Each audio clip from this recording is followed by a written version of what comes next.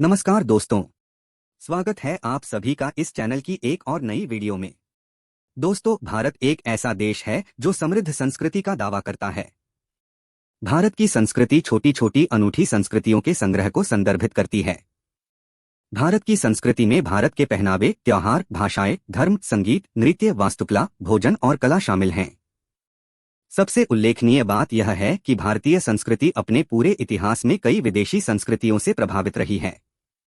साथ ही भारत की संस्कृति का इतिहास कई सहस्राब्दी पुराना है। भारत के विशाल किलों ने महान राजाओं और भयंकर युद्धों को देखा है, जिन्होंने प्राचीन भारत के दिल और आत्मा का निर्माण किया था।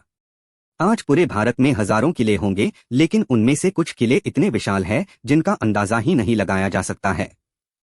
आज हम ऐसे ही 5 किलों के बारे में इस वीडियो में बात करेंगे और उनके बारे में पूरी जानकारी आपको देंगे। तो चलिए शुरू करते हैं बिना कोई देरी किए। नंबर 1 पर है आमेर किला। गुलाबी शहर के नाम से प्रसिद्ध जयपुर से कोई विरला ही होगा जो वाकिफ न हो।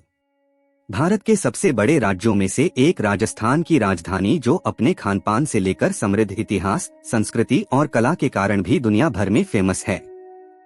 कहा जाता है कि इस शहर को वेल्स के राजकुमार के स्वागत की खुशी में गुलाबी रंग से रंगा गया था और तभी से इसे गुलाबी शहर, पिंक सिटी के नाम से जाना जाता है।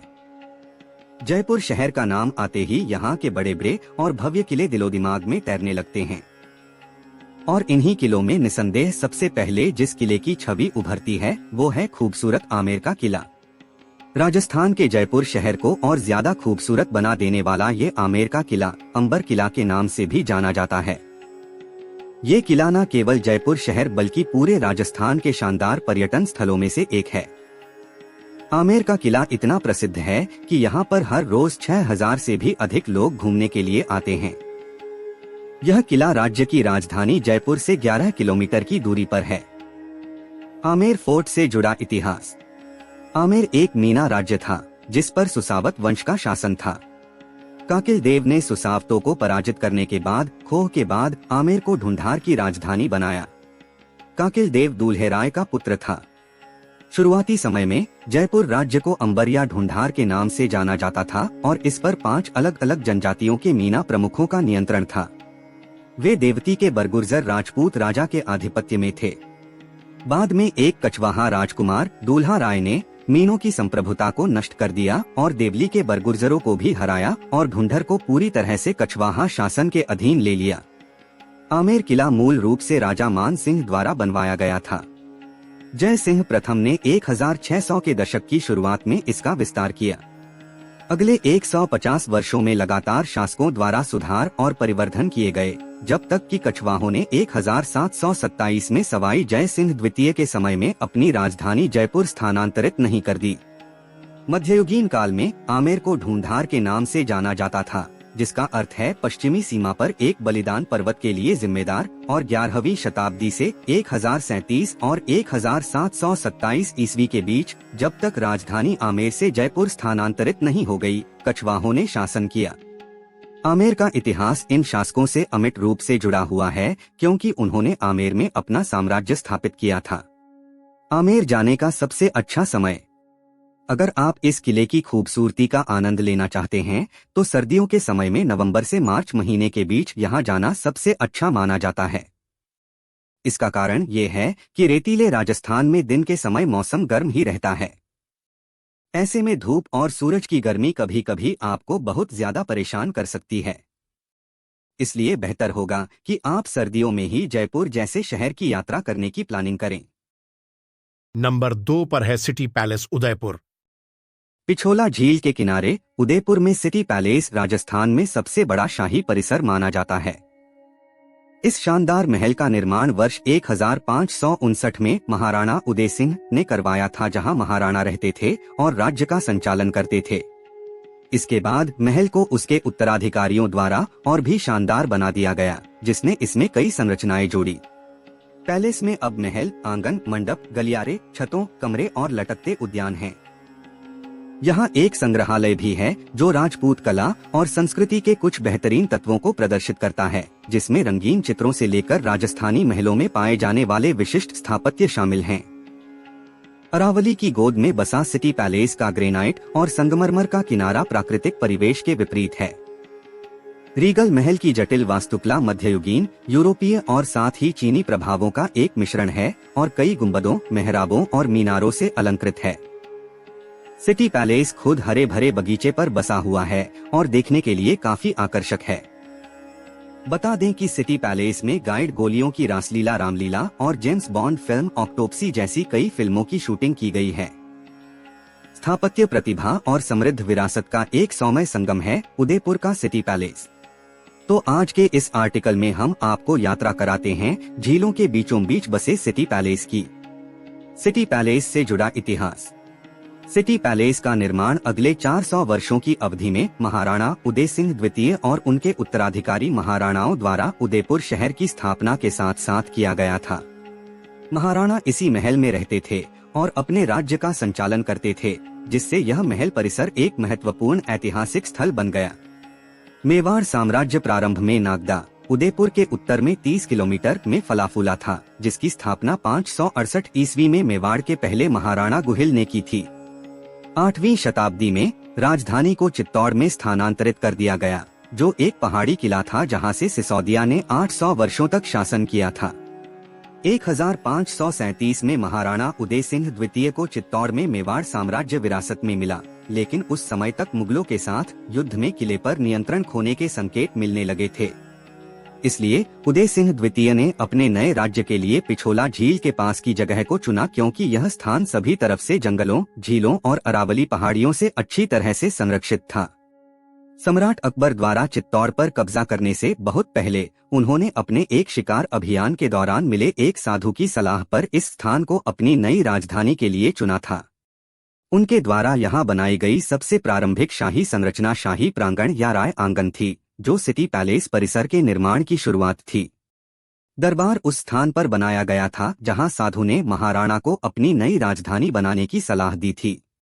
1572 में उदय सिंह की मृत्यु के बाद उनके पुत्र महाराणा प्रताप ने उदयपुर में सत्ता की बागडोर संभाली। बाद में हल्दी घाटी की प्रसिद्ध लड़ाई में, जो वर्ष 1576 में मुगल सम्राट अकबर के खिलाफ गतिरोध पर समाप्त हुई, महाराणा प्रताप की मृत्यु के बाद अमर सिंह प्रथम ने उदयपुर में सत्ता की बागडोर संभाली। नंबर 3 पर है भानगढ़ किला। यह किला राजस्थान में घूमने आए पर्यटकों को काफी आकर्षित करता है। हम सभी ने भानगढ़ किले की कहानियों के बारे में कई बार सुना और पढ़ा है। यह जगह काफी भूतिया है। यह किला 400 साल पुराना है। कहते हैं यहाँ पर आत्माएं पर्यटकों के साथ संवाद करने की कोशिश करती हैं। अगर आप अपने जीवन में ऐसा ही कुछ अनुभव करना चाहते हैं तो आपको अपनी लाइफ में एक बार इस जगह की यात्रा जरूर करनी चाहिए। भानगढ़ दुर्ग कुशवाहा क्षत्रियों की विरासत, भारत के राजस्थान में स्थित 17वीं शताब्दी में निर्मित एक दुर्ग है। इसे मान सिंह प्रथम कुशवाहा ने अपने छोटे भाई माधो सिंह कुशवाहा प्रथम के लिए बनवाया था। इस दुर्ग का नाम भान सिंह कुशवाहा के नाम पर है, जो माधो सिंह कुशवाहा के पितामह थे। इस दुर्ग की सीमा के बाहर एक नया गांव बसा है, जिसमें लगभग 200 घर और जनसंख्या 1300 है। यह दुर्ग और इसका अहाता अच्छी तरह संरक्षित है। इस किले की देखरेख भारत सरकार द्वारा की जाती है। किले के चारों तरफ भारतीय पुरातत्व सर्वेक्षण (एएसआई) की टीम मौजूद रहती है। पुरातत्व विभाग द्वारा इस क्षेत्र में सूर्यास्त के बाद किसी भी व्यक्ति के रुकने की अनुमति नहीं है। भानगढ़ दुर्ग काकनवाड़ी के पठार पर स्थित है। भानगढ़ किले की कहानी। बताया जाता है कि जिस धरती पर भानगढ़ किला खड़ा है वह गुरु बालूनाथ नामक शक्तिशाली तपस्वी का था। किले का निर्माण शुरू करने से पहले माधो सिंह ने तपस्वी की अनुमति मांगी थी।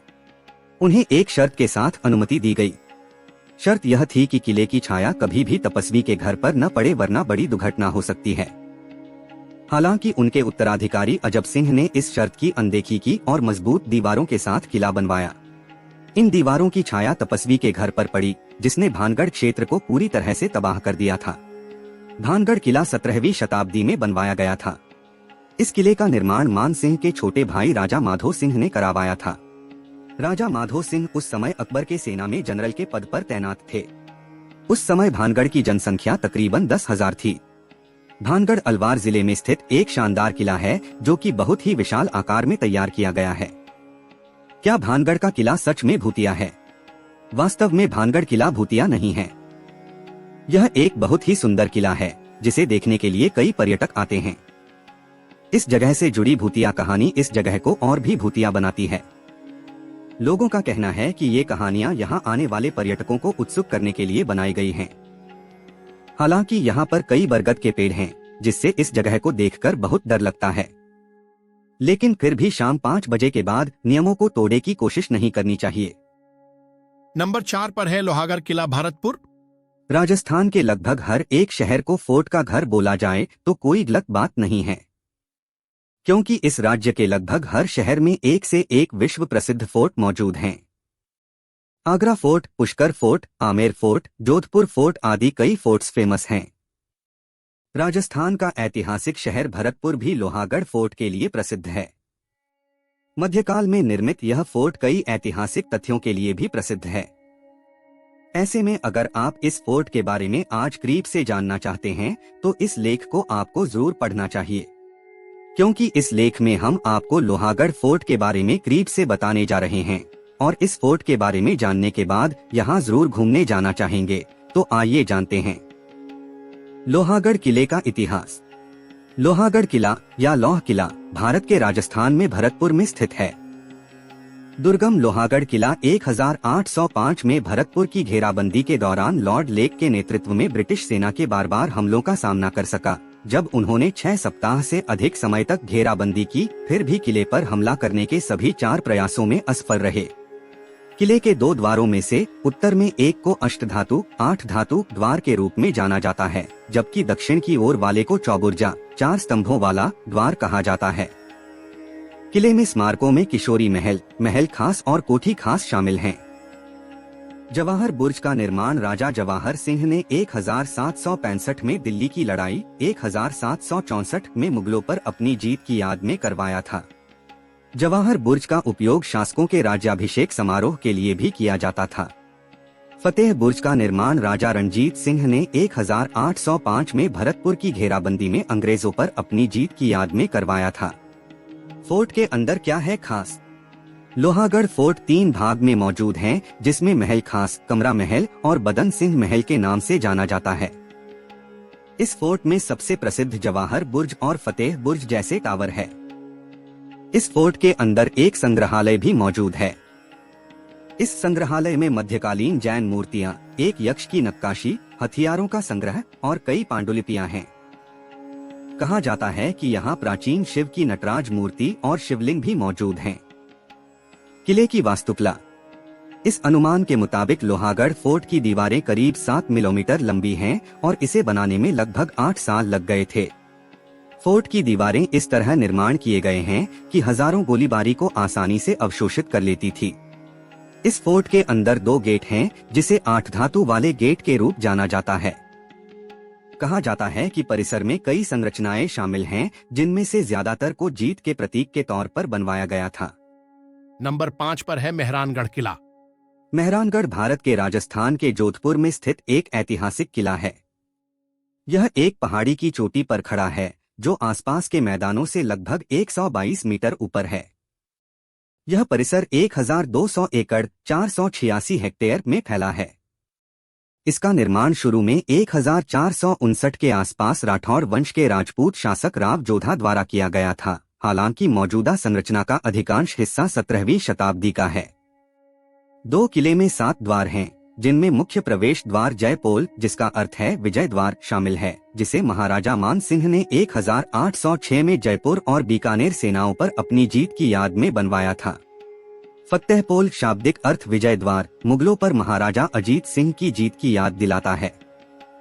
राठौर वंश के प्रमुख राव जोधा को भारत में जोधपुर की उत्पत्ति का श्रेय दिया जाता है।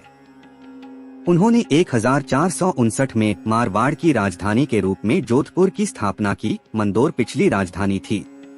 वह रणमल के 24 पुत्रों में से एक था और 15वां राठौर शासक बना। सिंहासन पर बैठने के 1 साल बाद जोधा ने अपनी राजधानी को जोधपुर के सुरक्षित स्थान पर स्थानांतरित करने का फैसला किया, क्योंकि 1000 साल पुराने मंडोर किले को अब पर्याप्त सुरक्षा प्रदान करने वाला नहीं माना जाता था। राव नारा, राव सामरा के पुत्र की विश्वसनीय सहायता से मेवाड़ सेना को मंडोर में अधीन कर लिया गया। इसके साथ ही राव जोधा ने राव नारा को दीवान की उपाधि दी। राव नारा की मदद से किले की नींव 12 मई 1459 को मंडोर के दक्षिण में 9 किलोमीटर 5.6 मील दूर एक चट्टानी पहाड़ी पर जोधा द्वारा तय की गई थी। इस पहाड़ी को पक्षियों के पहाड़ भकुरचेरिया के नाम से जाना जाता था। किंवदंती के अनुसार किला बनाने के लिए उन्हें पहाड़ी के एकमात्र मानव निवासी पक्षियों के स्वामी चेरिया नाथ जी नामक एक साधु को विस्थापित करना पड़ा। चेरिया नाथ जी एक ऐसे व्यक्ति थे जिनके अनुयायी स्थानीय लोग थे और इसलिए वे इस क्षेत्र में प्रभावशाली थे।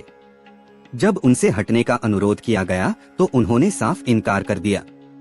ऐसा कई बार हुआ। इसके बाद राव जोधा ने अत्यधिक कदम उठाए और एक और अधिक शक्तिशाली संत देशनोक की करणी माता, जो चरण जाति में पैदा हुई एक हिंदू योद्धा संत थीं, से मदद मांगी। राजा के अनुरोध पर वह आईं और चेरिया नाथ जी को तुरंत पद छोड़ने के लिए कहा। एक श्रेष्ठ शक्ति को देखकर वह तुरंत चला गया, लेकिन राव जोधा को श्राप दिया, जोधा, तुम्हारे गढ़ में कभी भी पानी की कमी हो। राव जोधा किले में एक घर और एक मंदिर बनवाकर साधु को खुश करने में कामयाब रहे। करणी माता ने मेहरानगढ़ किले की आधारशिला रखी। आज केवल बीकानेर और जोधपुर के किले ही राठौड़ों के हाथ में बचे हैं। दोनों की आधारशिला श्री करणी माता ने रखी थी। राजस्थान के अन्य सभी राजपूत किलों को संबंधित कुलों द्वारा किसी न किसी कारण से छोड़ दिया गया था। आज तक केवल जोधपुर और बीकानेर के राठौड़ों के ही किले उनके पास हैं। इस तथ्य को स्थानीय लोग चमत्कार मानते हैं और इसका श्रेय श्री करणी माता को देते हैं। राव जोधा ने 2 चारण सरदारों को मथानिया और चौपासनी के गांव भी दिए, जिन्हें उनके द्वारा माँ मिहाई को जोधपुर आने के लिए अनुरोध करने के लिए भेजा गया था।